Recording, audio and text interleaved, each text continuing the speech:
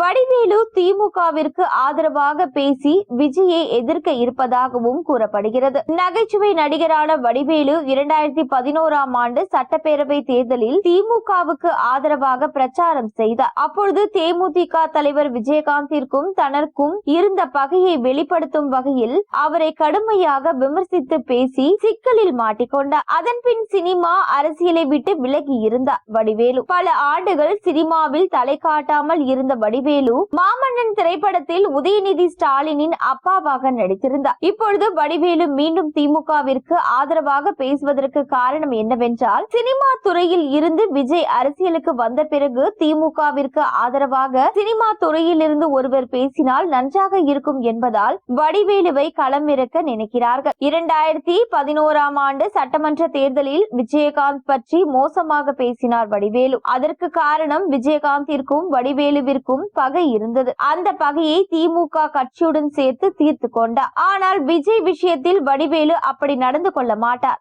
அதற்கு காரணம், வடிவேலு விஜயுடன் நடித்த போது இருவருக்கும் நல்ல நட்பு இருக்கிறது. இதனால் விஜயகாந்தை பேசியதை போல விஜயை வடிவேலு பேச மாட்டார் என சிலர் கூறி வருகிறார்கள். விஜயை எதிர்த்தால் வடிவேலுக்கு தான் ஆப்பு என ரசிகர்கள் காத்து கொண்டிருக்கிறார்கள். விஜய்க்கு எதிராக பேசுபவர்களுக்கு தக்க பதிலடி கொடுக்க விஜய் தயாராகி வருகிறாராம். இனிமேல் விஜயின் ஆட்டம் வேற மாதிரி இருக்கும் எனவும் கட்சியை சேர்ந்தவர்கள் கூறி வருகின்றனர்.